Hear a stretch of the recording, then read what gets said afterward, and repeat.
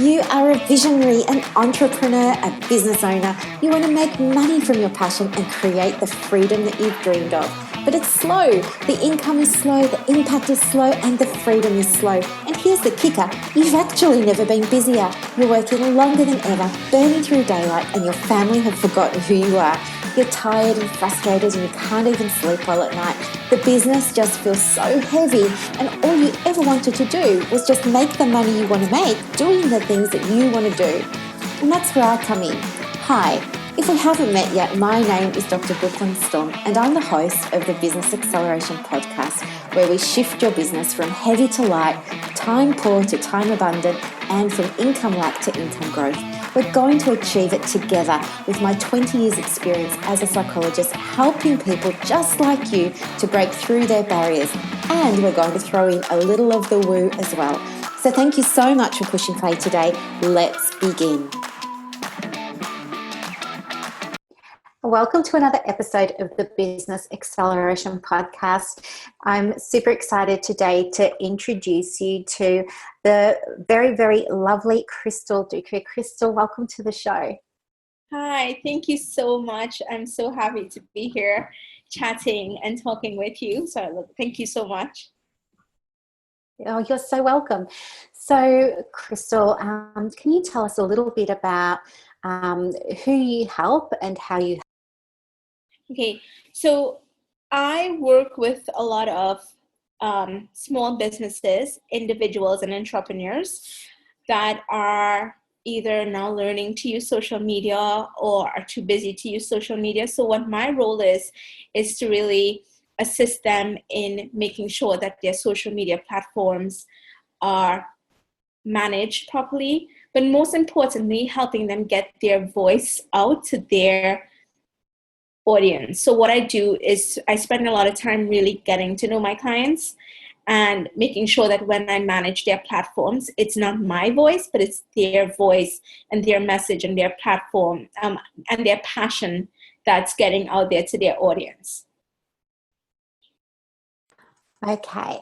And when did you start your business? So I started the business back in, I would say, April of 2015. Just from deciding, like a friend of mine, I was trying to find my life's purpose. And I was like, I feel like I have no purpose. But I liked helping, and I would help a lot of people with their social media and explain a lot of how to use it. And then she had this brilliant idea. She's like, why don't you create this into your business? Because you're so passionate about it. And it was at a time where social media management was becoming a thing. And I just decided to step out, and I was like, I will give it a try, even though I have no idea how to start. I was just willing to learn, and I decided, you know what, I'm just going to launch it in April of 2015. Wow, that's so powerful, because I know there are other women too who sometimes they say, oh, I just realized I just had this epiphany. I just had this awareness of knowing exactly what I wanted to do with my business. And so I just started. What would you say to women who feel like they know what they want to do, but they're very nervous, they're very hesitant about just... I would say just start it. I mean, like, the advice that I give to anyone that has an idea and feel very strongly about it, but they're nervous, I would just say, just go. Take one baby step. If the baby step is writing out your business plan, if your baby step is offering it to one person, do it. Whatever that first step is, just step out. You don't have to have it all figured out, because it's always a learning process as you go. And you will learn as you go. You will develop more skills as you go. But to start, just start where you are. And so how has your business changed? Because it's, coming up to 5 years now that you've been in business. How has your business evolved? So it's actually evolved with me evolving, because when I first started off, there were really a lot of things that I was still learning and I was not confident about. So I would practice on thankfully, a lot of friends' business pages, who allowed me to really develop and hone my skills.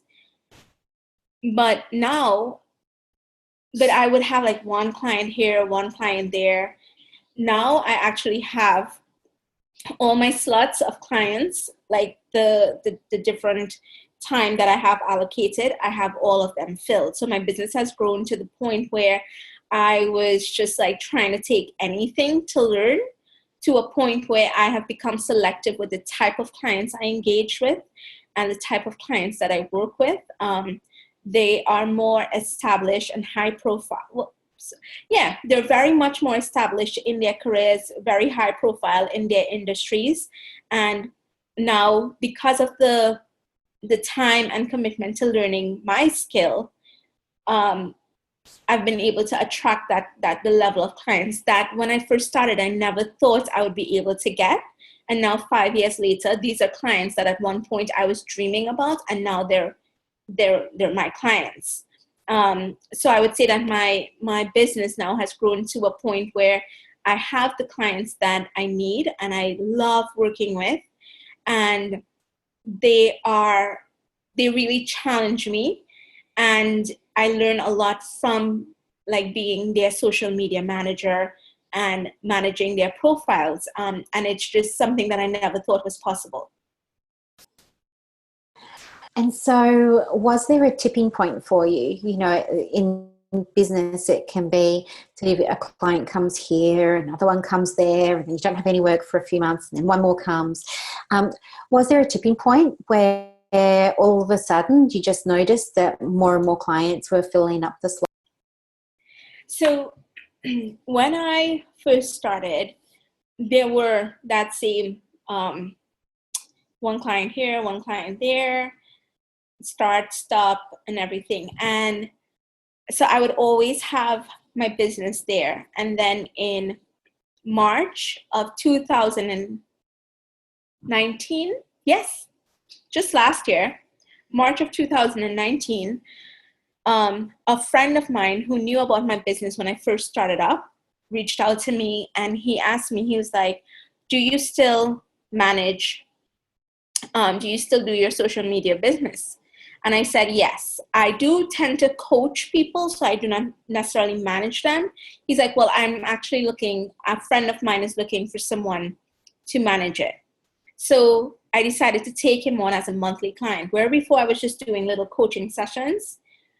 Here, I took him on as a monthly client. And while I was doing his social media, I started to realize, wow, I really, really, really miss this part of it, the creativity, getting to know my clients, and then being tasked with really putting out their voice. And I started to really miss it and love it. And then in September of that year, I made the decision that I'm going to offer back my monthly packages. And the minute I decided, the clients just started coming to me. So he recommended a client to me. Then one of the networking groups I'm in, she reached out to me, and a friend of mine whose business was at another level, they reached out, and people just started reaching out to me. And it was just 4 years into it, where I was still doing it at different scales and different levels.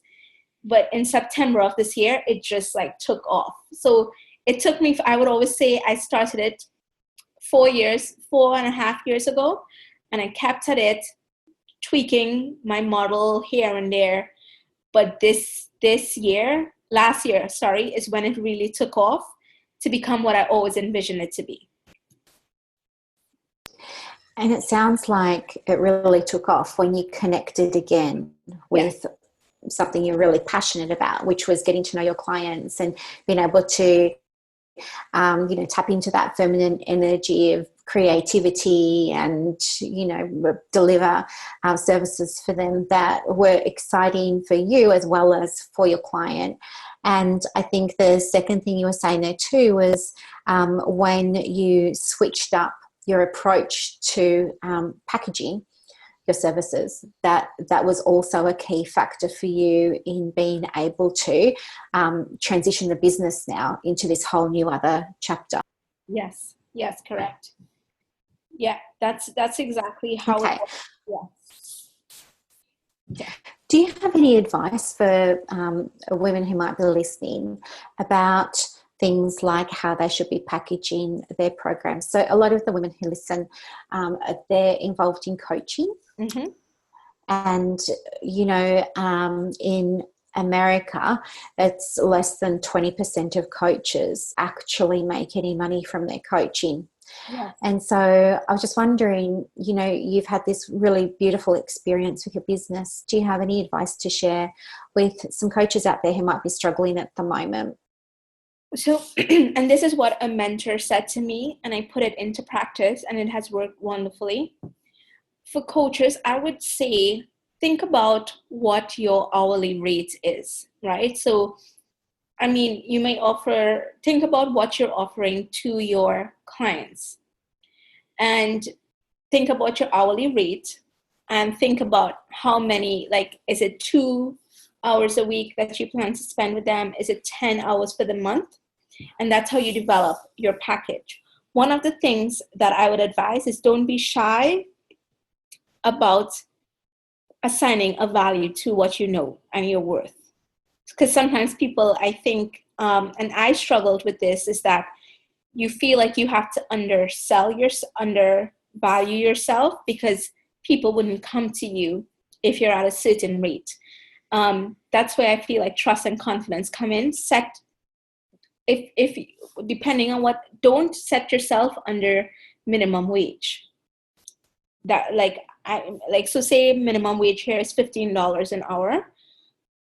Just make sure that you're not working for less, because this is your business. So make sure that you're not paying yourself less than minimum wage.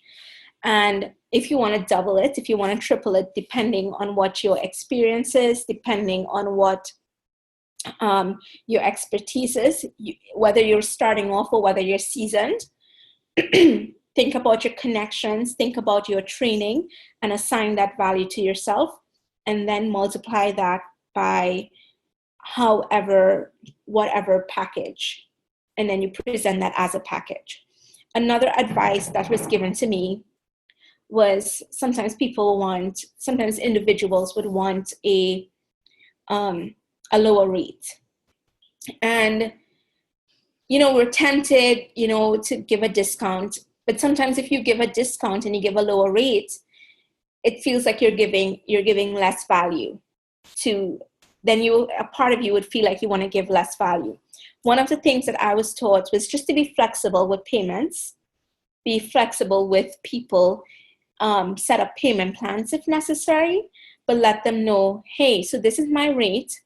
The reason why I'm giving you flexibility and the reason why I do not offer discount packages is because I believe in the value that I'm providing to you. And I would never want to provide you less than, because I'm giving you a discount rate, feel like I'm okay to give you less than. I want to always give you that value. So just be sure to always, I can work out a payment plan, I can be flexible with you, but this is my rate because I know what I'm going to bring to the table to make sure that you succeed, if that makes sense. That makes a load of sense. And that was just so helpful because as women in business, money mindset is huge. We have beliefs about money, and I really resonated very deeply with what you were saying about being careful about not undercharging and not discounting. I think many of us have been in that situation where we're just starting out in business. I know when I was first starting out in coaching, I charged next to nothing. And, people were still complaining that was too expensive. Now I charge like 4, 5, 6 times that. I think too, sometimes when you say to somebody, you're speaking to them and they really are very interested in what you're offering, regardless of what your industry is, but then they say to you, well, it's too expensive or it's too much money. Because I think a lot of the time the fear kicks in, fear of not getting the sale, fear of letting that money go, and what if nobody else comes. And so there is a lot of fear, don't you think, when it comes to us as women asking the clients for the money? Yeah, there is. And one of the things that, piece of advice, again, that has worked for me is that operating from a mindset of abundance, right? And my mentor, his name is Brian, but he's so very, in terms of how he coaches and everything, and it's stuff that he's passed on to me in my business, which I love to pass on to other people because it's so helpful, is that he was like, you always operate from a place of abundance, because there's always going to be someone that pays you your worth, right? And once you operate from a place of abundance, if they say, hey, you're too expensive, that wasn't the right client. And it creates a space for the right client to come in. And yes, we have that fear. Just this morning, it's so funny, just this morning I woke up and I'm like, the first thought in my head was like, what if all my clients drop me? Then I'm out of business. And I was just so fearful. It really brought in that anxiety. And I had to block it off, and I had to remind myself, look, more will come, right? And then just tonight, someone called me up, somebody I made a connection with years ago when I was just starting off. His business is now where it is, where he wants it to be. And he reached out to me and said, hey, I'm ready for you. Can you draw up a proposal? So they come, So, and that's just one piece of advice I want to leave with anyone that's just fearful. It's just that abundance, the mindset is just abundance. If you're fearful, switch it and practice that, because it is a muscle. Practice it. There's so much money to be made out there, and I'm attracting the right clients to me that is going to pay me what I'm worth and more. Do you have any tools or processes that you use to get yourself into a place of abundance when it comes to your mindset? So I read a lot of books. I read a lot of personal development books. I'm very, very big on it. So I try to make sure that I read at least, depending on how my schedule works. And if it's hard for me to read, I have Audible. So if I'm taking the subway into work or I'm walking, I can listen to it. But I try to read at least 2 books a month. Some books are based on my industry. Most of the time, it's mindset books. So I will listen to it and I'll put into practice what they're saying. And then I learn from other people as well. That's why I believe coaches and mentors, it's such a much needed industry. So even if you're a coach, I'm a coach, but I have a coach, and but I read a lot. Most of my books now are personal development books, which have helped me switch my mindset. And I read other people that are successful where I want to be. I learn from them. Do you have a favorite book, or was there a book that stands out in your mind that you found to be really helpful and powerful? The book would be, the first book that deals with fear would be called Outwitting the Devil. And then, but my most favorite book would be The Magic of Thinking Big.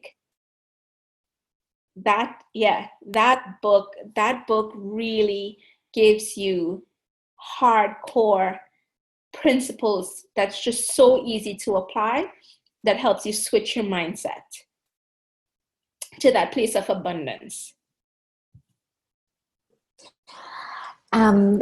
What do you think women in business need to be aware of? You've had your business for 5 years and it's really evolved and it's really grown, as you evolve, your business evolves. What are 1 or 2 things that you know now that you wish you knew when the business first started? Wow, it's a lot that I wish I knew when I first started. I think it is extremely important to develop a discipline and a routine um, that you can keep track of every day, a to-do list.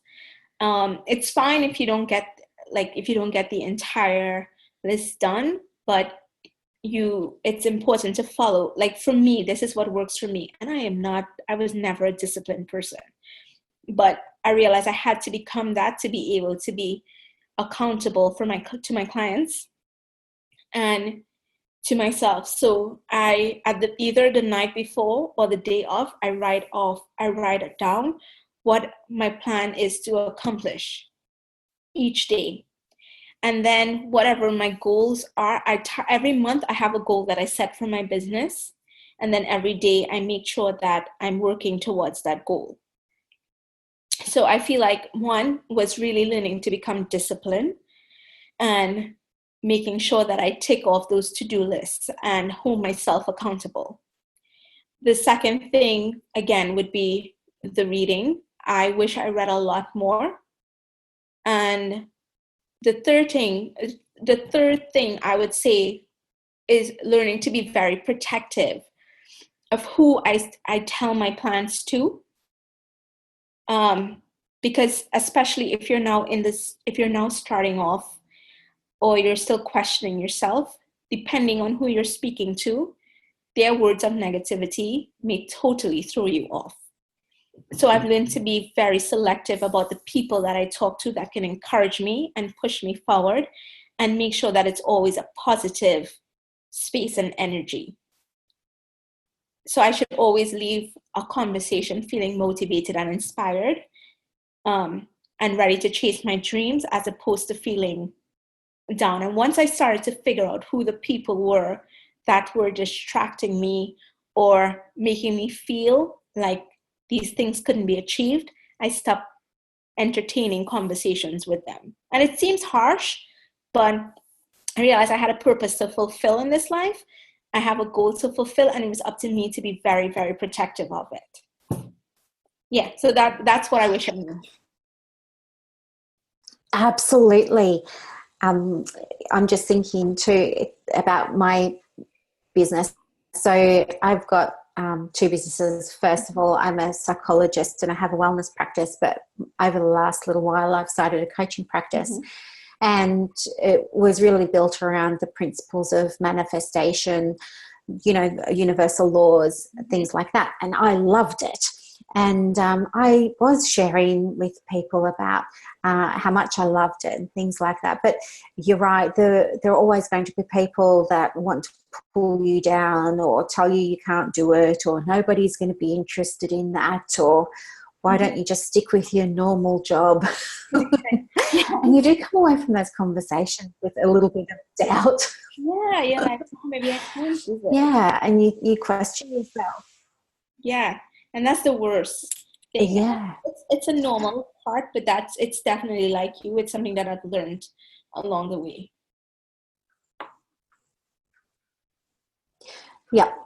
And do you find that it's helpful for business owners and entrepreneurs to connect in virtual groups, like online? I think before we started recording today, you were talking to me about, LinkedIn, and it's been quite helpful for you. Mm-hmm. Do you think it's, just as good to have an online community of people that are going to support you as, real life people, so to say? Yes, definitely. Most definitely. I've found that the groups that I'm in online are very, very supportive. And they're actually these are men and women that I've never really met face to face, but just learning from them, from sharing my own journey or reaching out to them for their help. They have been so supportive. For instance, my coach that I told you about, Brian, I've never met him he lives in Canada, I live in New York, but we connected on LinkedIn.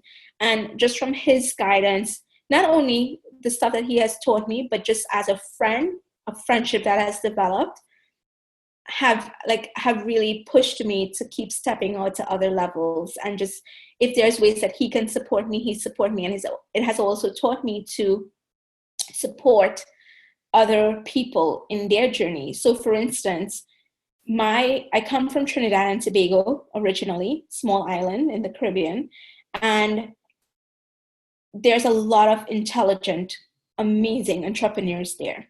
But sometimes the connecting and coming together is hard. So I started to connect with people on LinkedIn from there, and I've met some great people that I've connected with. And my goal is to take it online to offline and create a little community there. So I feel like it's especially in today's world, it's so important to have that connection from these online groups. There are people with the same mentality that if you're feeling down, you can go on and be like, oh my gosh, guys, so this happened. And there's going to be like, girl, you can do it. You got this. No, don't let anybody hold you back. We believe in you. We're cheering you on. And that's just so amazing. And it just takes you to a whole other level in terms of helping lift you up. And I think it's very, very important to be connected in groups like that. Yeah, me too. I want to connect with you on LinkedIn now.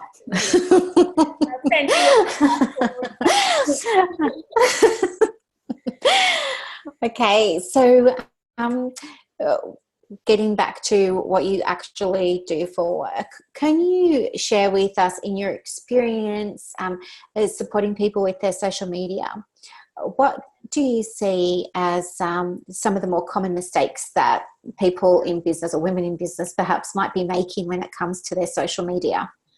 One of the main things is I feel like focusing more on followers as opposed to engagement. So some might be like, why don't I have 10,000 followers? Let me go pay for these followers. And they will pay and get all these followers. And then there's no engagement. So it does nothing for their business. I always say to just focus on the engagement aspect. Your following will grow, and it will grow organically and with real people that are committed to supporting your business. So focus on engaging with people on your posts. Always write, like if you're doing it on Instagram, always leave a question to the end so that people can engage. The minute somebody engages on your posts, you engage back with them. Go on their profile, support them. Just like how you would interact with someone in real and you develop a network, it's the same thing that you want to do online for your business. Make sure if you're posting pictures, it's captivating, filter it out, don't put a blurry picture up. Like it's just not aesthetically pleasing. If you're sharing links and articles, always give your little inputs on it, but just focus on your engagement and watch it grow. You want to focus on your, and the way that I tell my clients is like, look at the amount of followers you have and how many people are engaging and liking your posts, and multiply, do the math.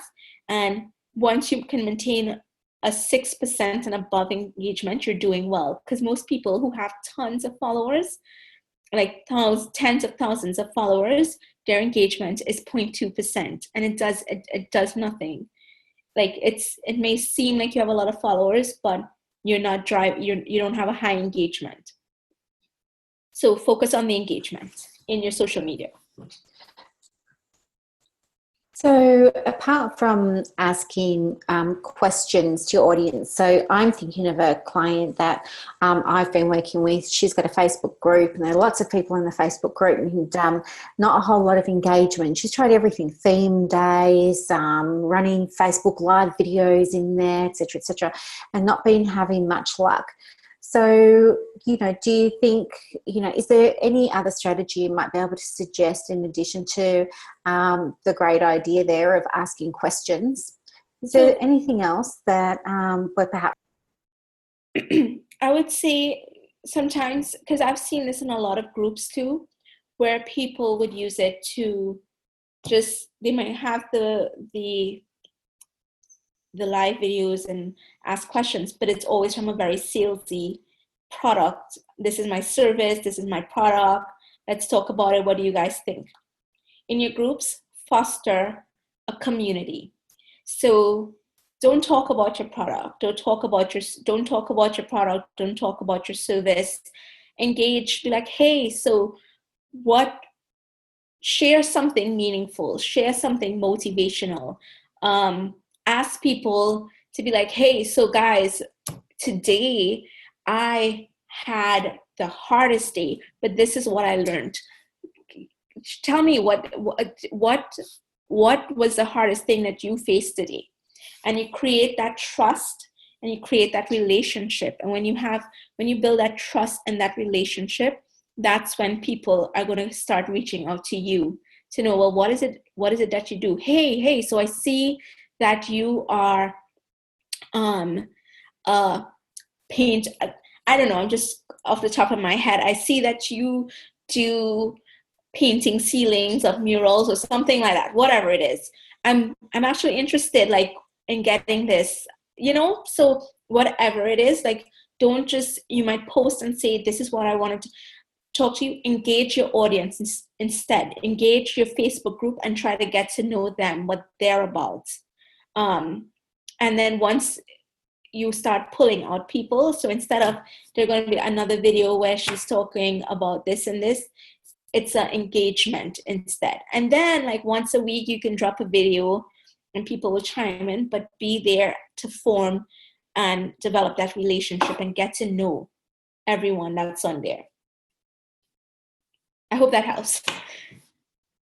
That helps so much. Are there any rules at the moment around how frequently we should be? So depending on the platform, there's different rules.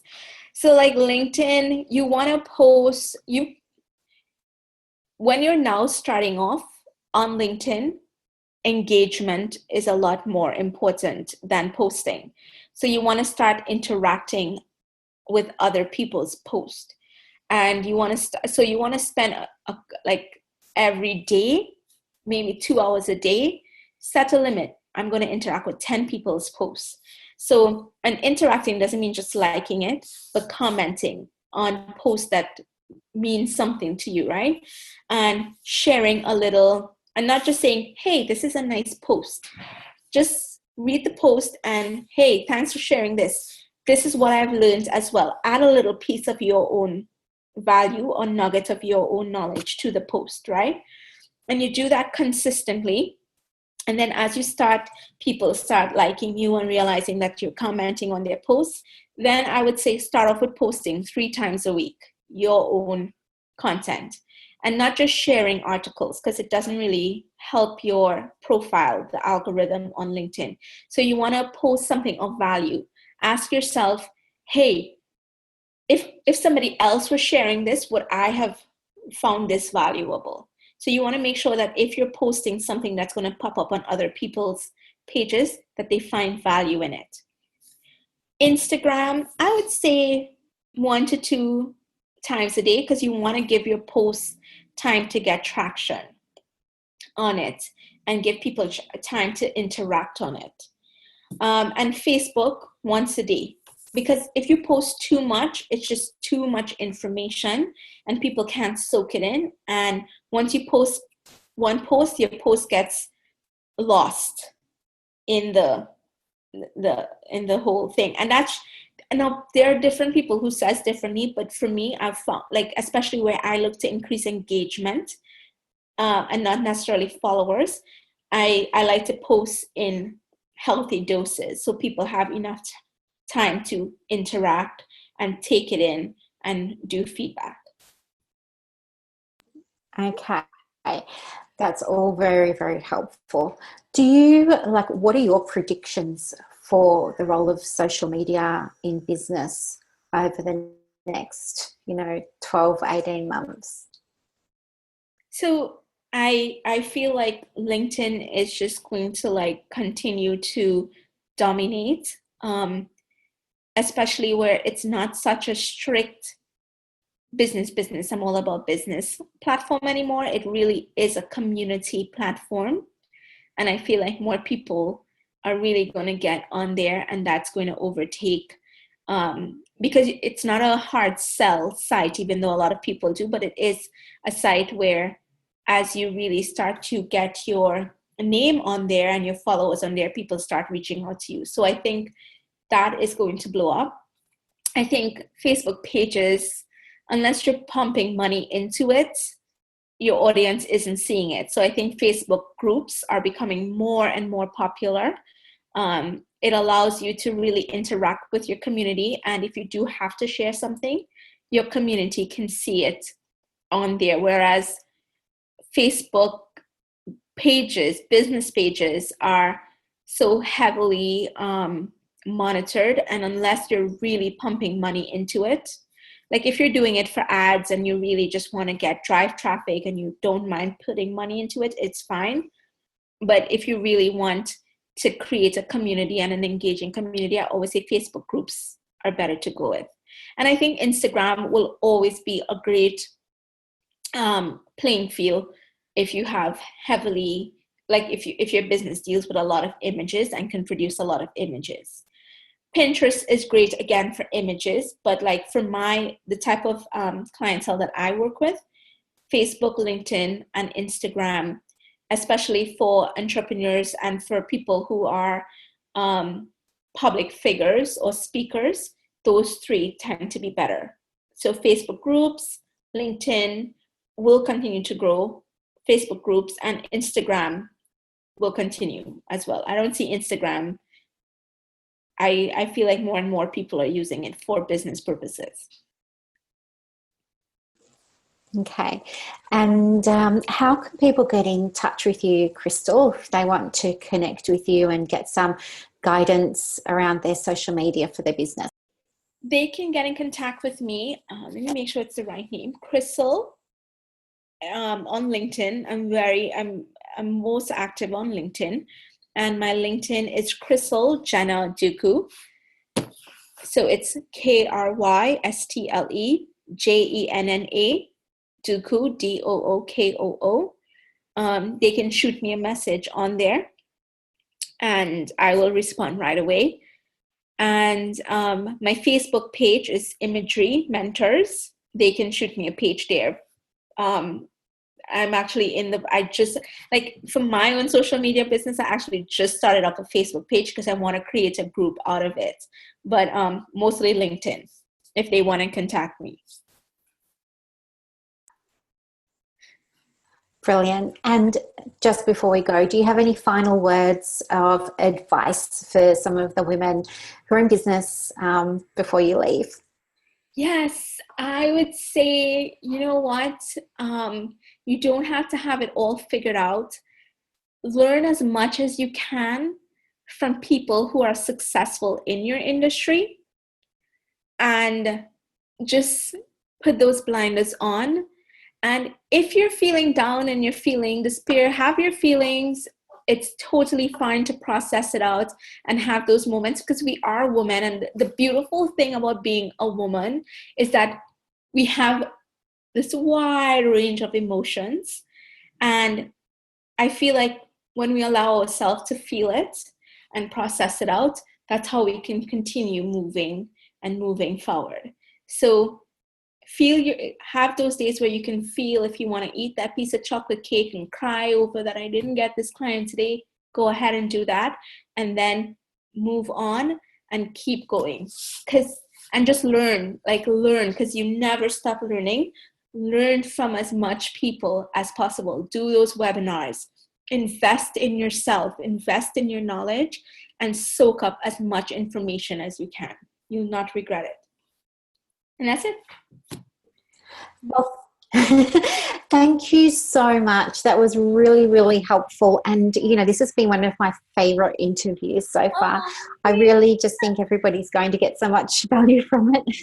Sometimes I was coaching a student earlier on LinkedIn and I was like, she's like, yeah, this makes so much sense. And I was like, okay. I was like, because sometimes I talk and I feel for myself that I might be rambling and I probably make no sense.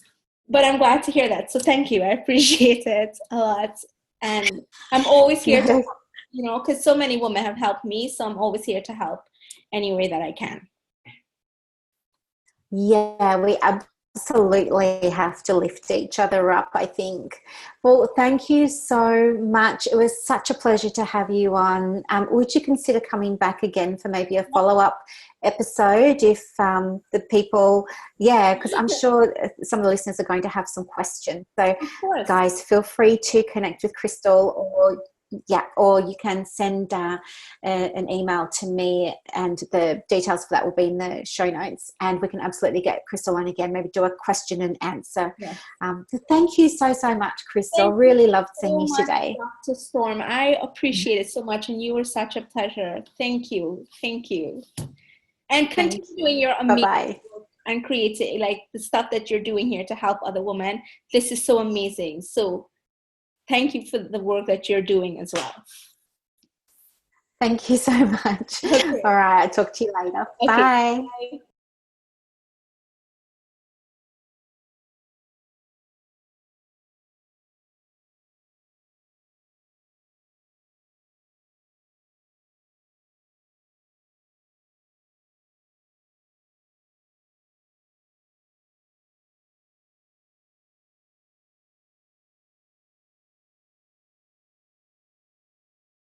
Thank you so much for listening today. I really hope that you enjoyed it and got a lot of value from it.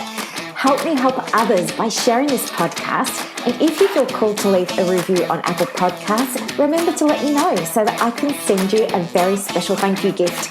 Now go and build your dream business, and I will see you next time. Bye.